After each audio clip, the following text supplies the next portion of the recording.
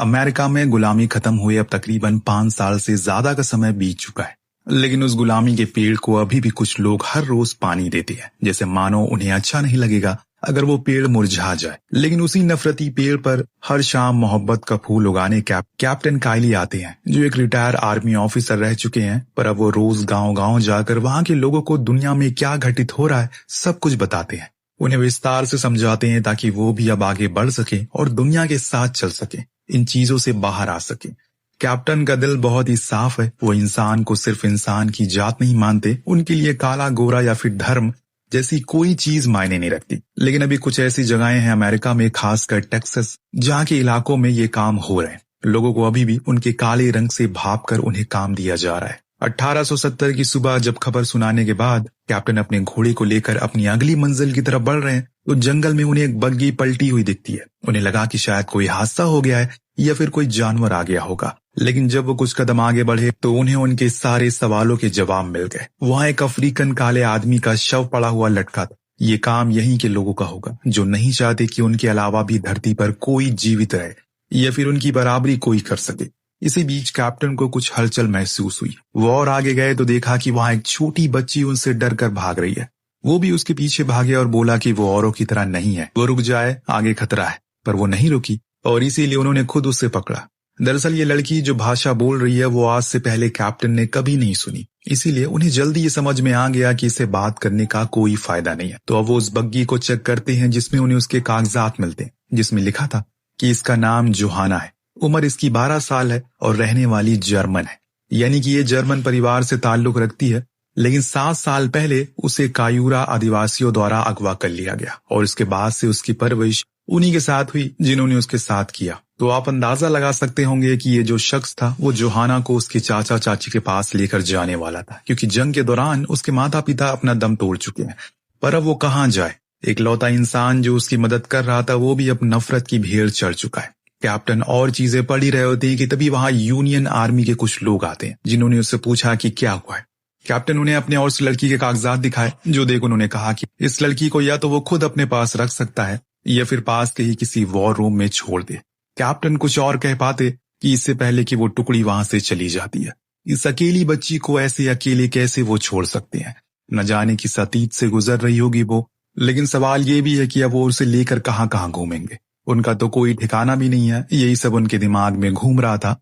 खैर, अब आगे बढ़ने से पहले वो शव को बड़ी तहजीब के साथ वहीं दफन कर देते हैं, पर वो उसे लेकर सरकार ऑफिशियल के पास जाते हैं जो शायद उसकी मदद कर दे। लेकिन वो लोग उसकी बात पर कोई ध्यान ही नहीं देते, उसे ऐसे धुतकार देते हैं जैसे कि वो गलत काम करने को कह रहा है। उनका कहना था इस बच्ची को उसे खुद ही रखना होगा क्योंकि अभी उनके सर 3 महीने बाद आएंगे। पर कैप्टन के लिए अपने साथ जोहाना को रखना सही नहीं होगा, इसीलिए वो अपने एक दोस्त के पास गया और उन्हें आग्रह किया कि अगर वो कुछ समय इसे अपने पास रख ले, जिसके लिए वो मान भी जाते हैं। अब जब कैप्टन शाम में काम से घर लौटते हैं तो उन्हें अपने दोस्त और उसकी पत्नी बाहर खड़ी मिलती है। उनका कहना था कि अभी कुछ देर पहले जोहाना बिना कुछ बताए कहीं भाग गई। अब ये सुनते ही कैप्टन सब कुछ छोड़कर उसे ढूंढने के लिए निकल पड़ते हैं।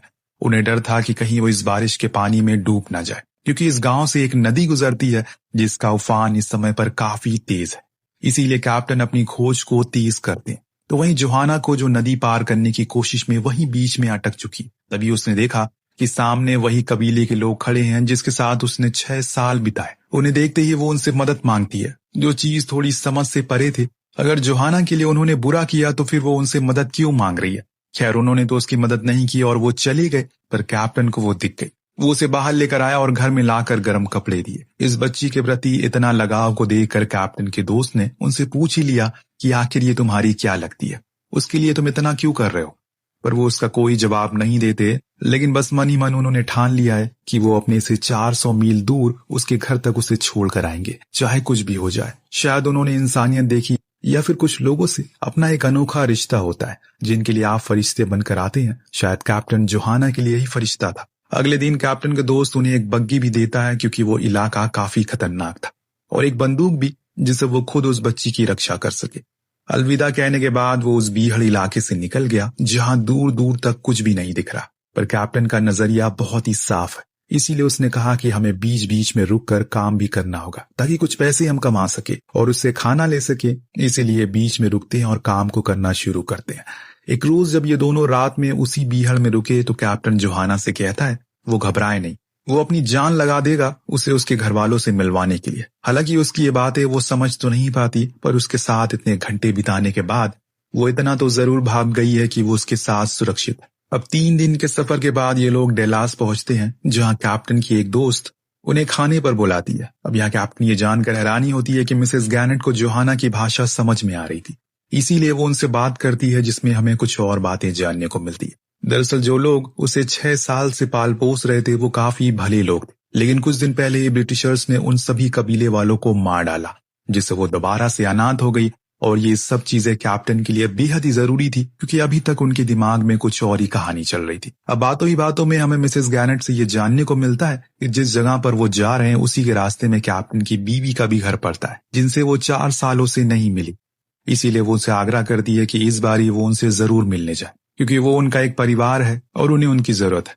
अब जब वो खबरें सुनाकर बाहर आए तो एक शख्स उन्हें ढेर सारे पैसे ऑफर करता है जोहाना के बदले, जो सुन उन्हें काफी बुरा लगा। पर वो शख्स तो जिद पर अड़ गया और उन्हें बंदूक दिखाकर डराना शुरू कर दिया। पर वो तो अच्छा था कि उसी समय वहां पुलिस आ गई, जिसने हाथ में बंदूक देखकर उसे अरेस्ट कर लिया। पर उस शख्स ने कैप्टन को धमकाया जिस समय वो वहां निकलेगा उसे छोड़ेगा नहीं।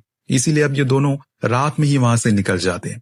अपने बात के मुताबिक वो शख्स जैसे ही जेल से रिहा होता है इनके पीछे लग जाता है। लेकिन सिर्फ वही नहीं था, उसके 2 और भी लोग थे जिनके हाथों में बंदूक थी। किसी बागड़ भेड़ियों की तरह ये इन्हें ढूंढ रहे हैं। जब कैप्टन को पता लगा इस बारे में तो उन्होंने होशियारी से काम लिया, अपनी उसी बंदूक का इस्तेमाल किया और दिमाग लगाकर एक एक करके 2 को मार दिया। लेकिन जब तीसरी की बारी आई तो उनके पास गोलियां खत्म हो चुकी है। उन बुलेट्स में सिक्के भर दिए और फिर उसे एक आखिरी शख्स को चालाकी से मार गिराया। इसमें जोहाना ने भी उसका खूब साथ दिया। अब माहौल शांत हो जाने के बाद ये लोग फिर से अपना सफर शुरू करते हैं। इस दौरान दोनों ने अपनी अपनी भाषा एक दूसरे को सिखाने की बहुत कोशिश की। जब जोहाना ने कुछ जर्मन में बोला जिससे वो समझ जाती हैं कि वो उदास है, क्योंकि उसे अपने अतीत की याद आ रही है, जिसमें वो सारी यादें उसने समेट कर रखी है, जो कभी उसके सबसे हसीन पल हुआ करते थे, फिर चाहे उसके पिता के साथ बिताए हुए दिन हो या फिर उस कबीले वालों के साथ। आगे चलने पर इन्हें मिस्टर फ्लैन नाम का शख्स मिलता है, जिसका उस कॉन्स्टिट्यूंसी में दबदबा था। उन्होंने मैक्सिकन और टेक्सास से काफी लोगों को मारा था।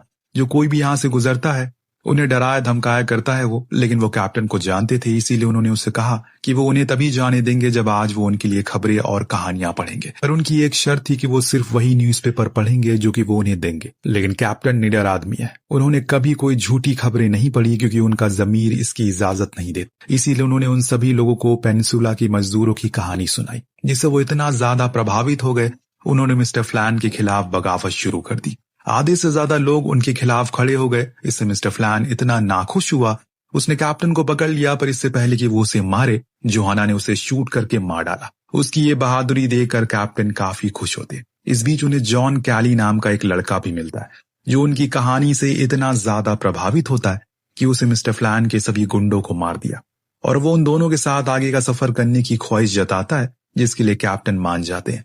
हालांकि जॉन जोहाना को पसंद करने लगा है, इसीलिए उसने ये कदम उठाया। आगे जाने पर कैप्टन को वो कबीला नजर आता है जिसका कभी जोहाना हिस्सा थी, इसीलिए वो उससे कहता है कि तुम उसी गानों को दोहराते रहो जो तुम बार बार गाती हो। अब ये सुन वो लोग इन्हें कुछ नहीं करते और आगे जाने देते हैं। कुछ दूर जाने पर जोहाना को वो घर दिखने लगा जिसमें वो कभी रहा करती थी, लेकिन वो जगह पूरी तरह सुनसान हो चुकी है।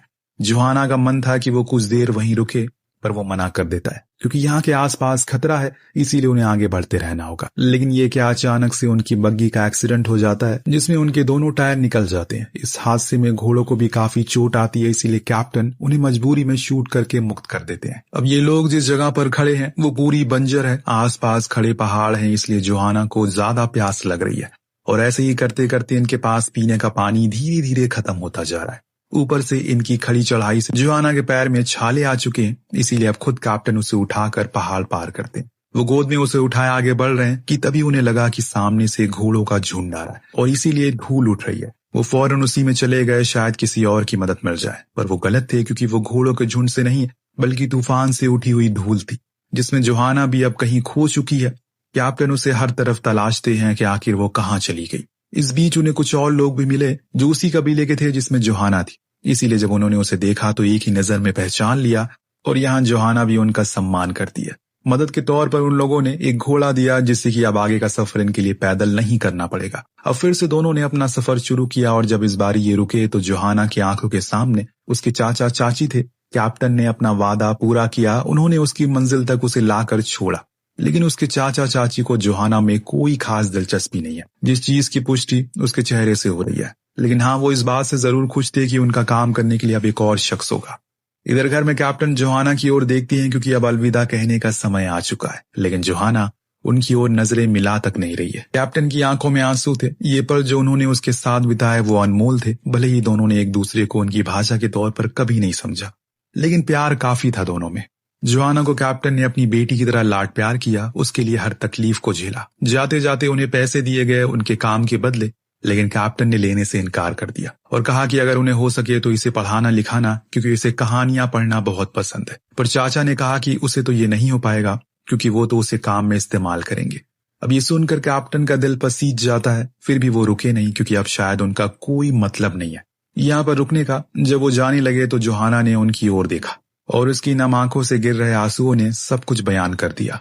वो अपनी जिंदगी के उन पलों को उनके साथ बिताए हुए कभी भूल नहीं पाएगी। वापस लौटते समय कैप्टन ने पूरे 6 साल बाद अपने घर की ओर रुख किया, और जब अब पूरी तरह से खंडर बन चुका है, लेकिन वो परिवार के एक साथ बिताए हुए लम्हों की खुशबू इन धूल भरे बिस्तरों में आज भी मौजूद है। और लोगों से पता करने पर पता चला कि उनकी बीवी की मौत 1 साल पहले हो गई। अपने दोस्त से सुन रहे ये बातें कैप्टन को किसी बंदूक की गोलियों की तरह चुभ रही है, क्योंकि शायद उन्हें एहसास हो चुका है कि अगर वो उसे अपने कामों में मसरूफ नहीं होते तो अपनी पत्नी के बीमारी वाले दिन में भी उसके साथ आखिरी पलों में वो उसके साथ बिताते। अफसोस की लोग के चले जाने के बाद ही हमें उनकी अहमियत का अंदाजा होता है। कैप्टन अपनी बीवी की कब्र पर गए और अपने हाथों से अंगूठी निकाल कर वहीं रख, फिर घोड़ा लेकर सीधा जोहाना के पास गए। पर ये क्या, उसके चाचा चाची ने तो उसे जंजीरों से बांध रखा है। ये देख कैप्टन का दिल मानो टूट सा गया।